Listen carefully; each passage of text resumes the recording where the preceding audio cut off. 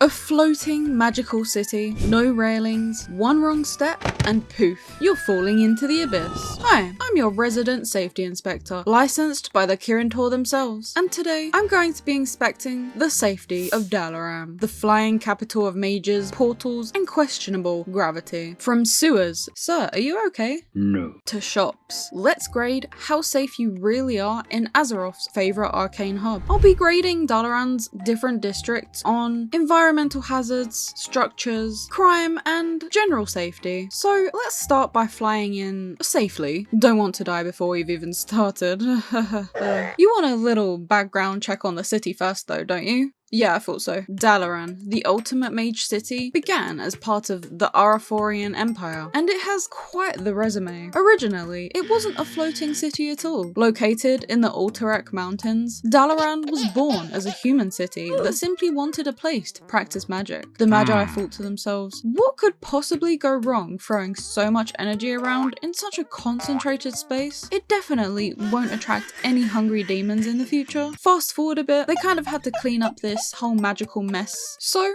they formed the Kirintor, which really set the backdrop of Dalaran for years to come. A city of arcane brilliance, constantly under threat by their own hubris. Jump over to the Third War and the Burning Legion turned Dalaran into a crater, and they kinda just Karazhan ballroom slinked the city up into the sky. The Dalaran we know today is the floaty one that has relocated multiple times since. Moved over to Northrend during the Scourge crisis, and then repositioned itself above the Broken Isles in Legion. That means its safety record includes Scourge invasions, Legion assaults, and, let's not forget, rogues in the underbelly stabbing unsuspecting tourists. From an NPC perspective, the city's single biggest safety hazard is gravity. Dalaran floats, magically suspended, far above the world below. Lean too far over the edge, or accidentally dash too far, and it's a long way down. And with such a long history of being destroyed and rebuilt, there is a serious infrastructure concern there. You'd think after multiple rebuilds, someone would say, let's add some guardrails, guys. But no, instead you've got streets that end in vertical drops. From a safety perspective, not ideal, especially when its own citizens seem to not be bothered and stand right on the precipice. And they still haven't fixed Crassus's landing either. The city contains multiple detached landmasses. These bits are beautiful, but they do increase the risk of getting stranded, and I don't know how fish even spawn in such a tiny pond. From an urban safety viewpoint, like, why are we setting up camp on a tiny, definitely not up to code island, people? Come on. The interiors of Dalaran are honestly a delight just to look around, but some of them do pose risks and warrant further inspection. The Arsenal Absolute is definitely a shop I'm going to be keeping an eye on, because this cannot be up to safety protocol. Just look at all these weapons lying around. And above me, there's a giant box that could squish me if that falls. Why is there a giant box just hanging from the ceiling? Okay, I've just entered the magical menagerie and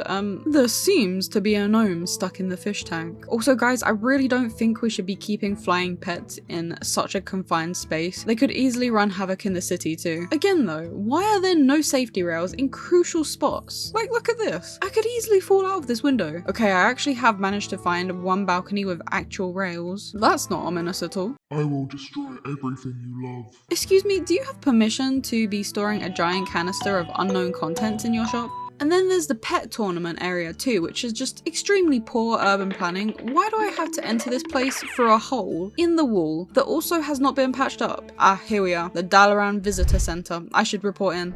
Well, that went poorly. That Andrew guy wouldn't listen to a word I said. Look at him over there, acting all smug. Now, security. The Kirintor guard look capable, but down in the underbelly, Dalaran's sewers, the law does not seem to exist. We've got corrupt guards that, for the right price, will simply up and leave, leaving citizens to fend for themselves. The city has a serious crime problem too. An entire city essentially runs under the main city where rogues can just roam freely with no consequence. The underbelly is quite literally a slum, so not only is it overrun with crime, but it shows that Dalaran as a city is not all it's cracked up to be. And it's also home to the black market auction house. Speaking of, let's talk gold. That is the primary language of Azeroth after all. And I have a few choice words for Dalaran's central bank. Do you see what is wrong with the entire layout of this place? Yeah, there's just no door. It's wide open so anyone can walk in any time of the day. And there's actually no guards inside the bank. The entire vault security system is essentially hope someone doesn't blow up this really flimsy looking wall that has piles of gold just sitting behind it. Their prison, Violet Hold, is also not up to standard. See, even this lieutenant agrees with me. Keeping some of the most dangerous beings on Azeroth in one prison in Dalaran that's already been broken into once is ridiculous. But okay, to be fair, before we actually head in, I'll give credit where it's due. There are layers of security. An extra thick wall with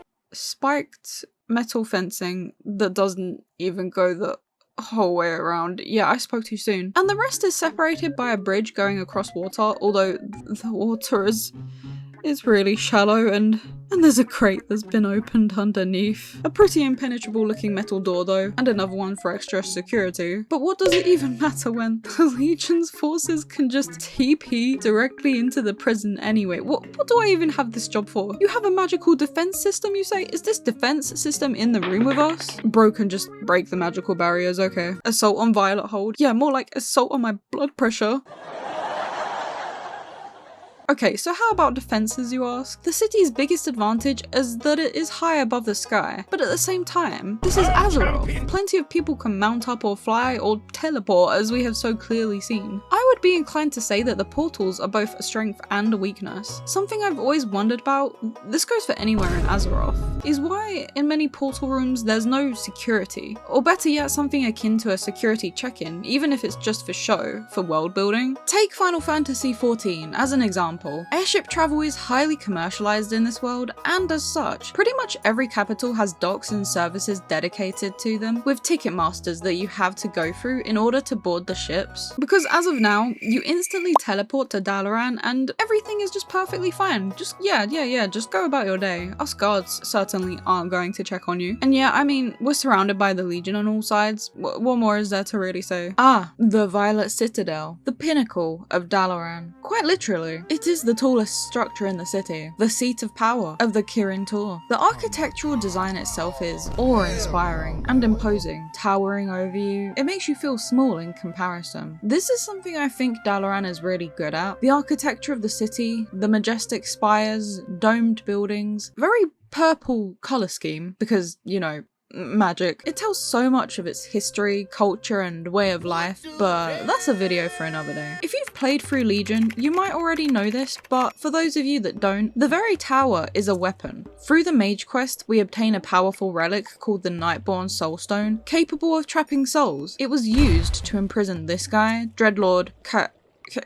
Catherine Natir. The mages subsequently brought it to the Hall of the Guardian, utilising its energies to serve as a defensive shield for Dalaran by channeling it into the city's crystals. So bonus points for defense there. What is housed within the walls is somewhat concerning though, especially considering, just like the Violet Hold, their defenses have not stopped people from stealing artifacts in the past. Then there's the Chamber of the Guardian. This place is slap bang in the middle of the city and is home to powerful relics too. There is a huge over-reliance on magic, which I think leads to their downfall. From an in-world standpoint, Dalaran stands as a beacon of arcane power, yet it is far from unreachable. Its lore and quest assaults highlight recurring vulnerabilities. I mean, first we have Kael'thas's escape, then the Blue Dragonfly, led by Malagos, besieging the Violet Hold, using a magically exploited massive crack in the roof to breach the prison and release the captives into the city. Even after the assault was repelled, the threat of future attacks remains. All it takes is one weakened ward to compromise their entire security. And then, of course, we have the Legion assault. So, strengths of the city? It's pretty centralized in terms of player convenience and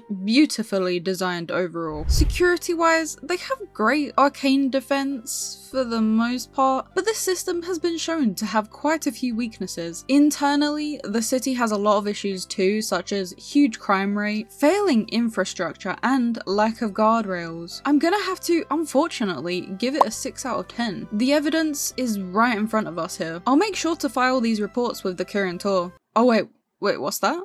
Dalaran, what? It would seem, considering everything we've looked over today, it is incredibly easy to infiltrate the city, if the main story is anything to go by, and subsequently easy to destroy. Don't say I didn't try warning you.